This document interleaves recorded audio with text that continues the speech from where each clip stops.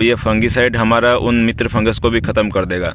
ये जैविक खाद जो कि वर्मी कंपोस्ट के अंदर ट्राइकोडर्मा, सुडोमोनास और बेवेरियाना बेसियाना को मल्टीप्लाई कर रखा है।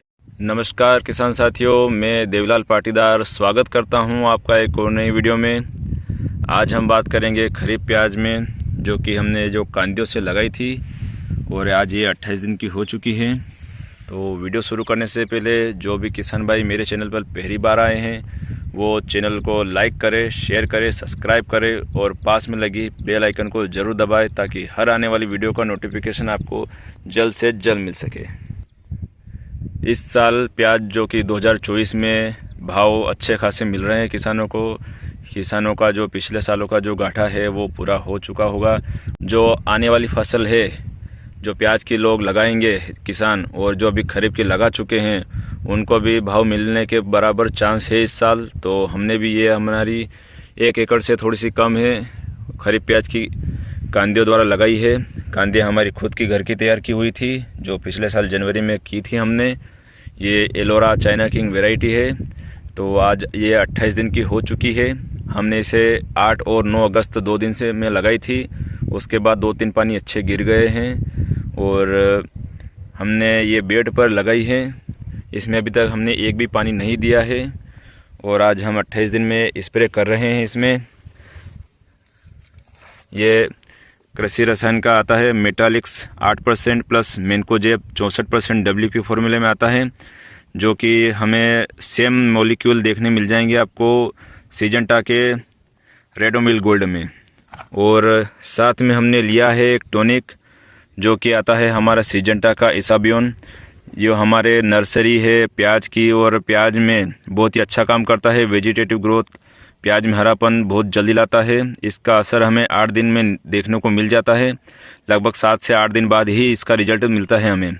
और साथ में हमने लिया है प्रोफेनो प्लस साइपरमेथ्रिन, जो कि 40% और 4% के कॉम्बिनेशन में आता है। आप किसी भी अच्छी कंपनी का ले सकते हैं। और हमने ये इलेक्ट्रॉनिक टंकी से स्प्रे किया है और इसमें हमने करीब 80 लीटर पानी डाला है। और पास में आप देख सकते हैं हमने जैविक खाद जो कि वर्मी कंपोस्ट के अंदर ट्राइकोडर्मा, सुडोमोनास और बेवेरियाना बेसियाना को मल्टीप्लाई कर रखा है, जो कि हम 8 से 10 दिन बाद जैसे बारिश होती है और खेत में नमी एक बार फिर बढ़ती है तब इसको हम देंगे। तब तक ये हमने जो फंगीसाइड, इंसेक्टिसाइड का स्प्रे किया है इनका असर भी ख़त्म हो जाएगा। अगर हम स्प्रे के साथ साथ ही अगर ये हम जैविक कल्चर जो हमने तैयार किया है ये भी अगर हम तत्काल में दे देते हैं, तो क्योंकि ये एक फंगीसाइड है और जो हमारे बेवेरियाना बेसियाना, ट्राइकोडर्मा और जो सुडोमोनास है ये सारे फंगस है, मित्र फंगस हैं। तो ये फंगीसाइड हमारा उन मित्र फंगस को भी ख़त्म कर देगा। तो अभी जो माहौल खुला है इसके लिए हमें तत्काल में हमने ये मेटालिक्स मेन्कोजेब दे दिया है, ताकि जो ह्यूमिडिटी कम ज़्यादा हो रही है, सुबह शाम तापमान कम ज़्यादा हो रहा है, तो पौधा स्ट्रेस में ना जाए और हमारा एक बैलेंस बन जाए पौधे में। पौधा जैसे ही रेगुलर फॉर्म में आ जाएगा क्लाइमेट के अनुसार और एक हल्की सी बारिश हो जाएगी और खेत में नमी बन जाएगी, तब हम इसको जो हमारा जैविक कल्चर तैयार किया है सुडोमोनास, ट्राइकोडर्मा और बेवेरियाना बेसियाना, इन तीनों को हमने अलग अलग तैयार किया है, एक साथ कॉम्बिनेशन में तैयार नहीं किया, क्योंकि तीनों के एक बैक्टीरिया है, 2 फंगस है, तो ये तीनों एक दूसरे को कभी डिस्टर्ब करे, इसलिए हमने अलग अलग किया है। तो इसको हम 7 से 8 दिन बाद देंगे। जैसे देख सकते हैं आप, इनकी अभी साइज मेरे अंगूठे जितनी हो चुकी है। इसमें भी आपको बता दूं, ये कुछ अंगूठे जितनी, कुछ अंगूठे से पतली।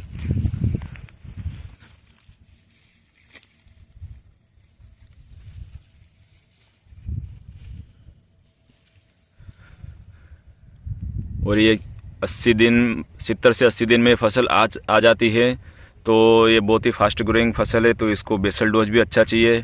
तो हमने इसके लिए बेसल डोज में 1 एकड़ के लिए करीब 50 से 60 किलो DAP, साथ में 50 kilo potash, muriate of potash, और साथ में हमने डाला है 10 किलो सल्फर जो कि पाउडर फॉर्म में आता है WDG फॉर्मूले में।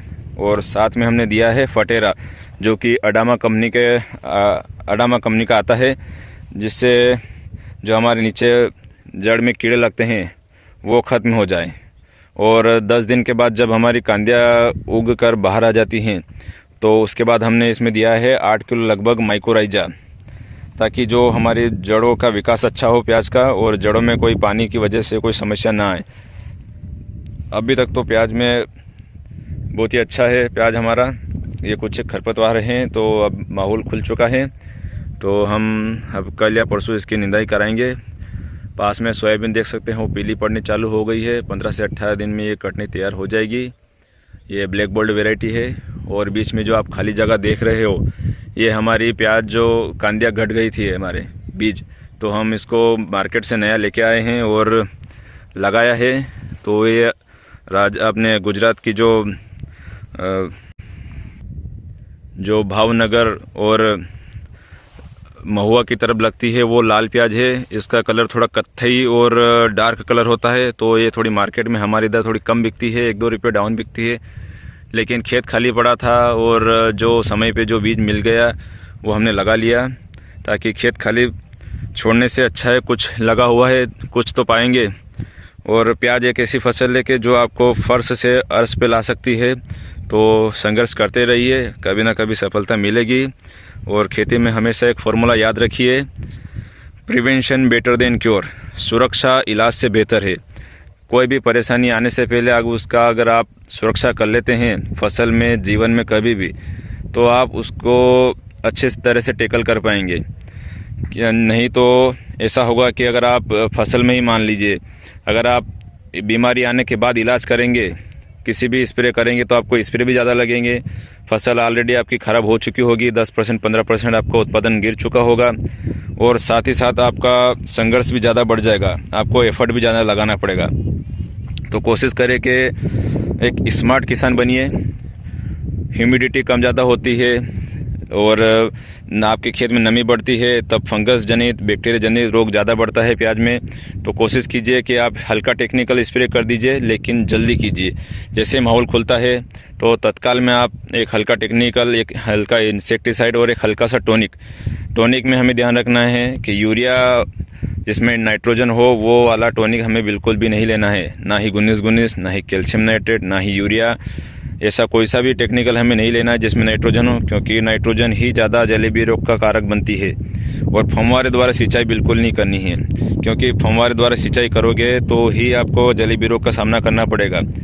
आप कभी देखा होगा कि खरीफ प्याज में कभी भी जलेबी रोग नहीं आता है, रबी सीजन में, जब हम ट्यूबवेल से, कुएं से या तालाब से पानी देते हैं, क्योंकि उस समय हम जड़ से पानी देते हैं। और जब बारिश होती है तो वातावरण में 75% नाइट्रोजन होता है। तो नाइट्रोजन की वजह से जो पानी के साथ, पानी की बूंदों के साथ नाइट्रोजन हमारे ज़मीन में जाती है और प्याज के पौधे उसको अवशोषित कर लेते हैं, जिसकी वजह से इनकी वेजिटेटिव ग्रोथ एकदम फास्ट बढ़ जाती हैं, तना लंबा हो जाता है और पत्ते मुड़ जाते हैं, तो वो जलेबी रोग का कारक बनता है। तो ध्यान रहे, आप कोशिश करें कि फव्वारे से सिंचाई ना करें और सिंचाई बिल्कुल भी ना करें। अगर आपकी फसल को प्यास लग भी रही है, 2-4 दिन ज़्यादा अगर खींच लग भी गई है तो कोई दिक्कत नहीं है। अगर आप सिंचाई कर देते हो और बारिश आ जाती है तो उसमें आपको दोहरा नुकसान होगा। तो यही था आज का वीडियो में। कोशिश करें कि आप सुरक्षा इलाज से बेहतर है वाला फार्मूला अपनाएं अपनी ज़िंदगी में, अपनी फसलों में, तो आपको कम खर्च में अच्छा मुनाफा मिलेगा और कम मेहनत करनी पड़ेगी। धन्यवाद।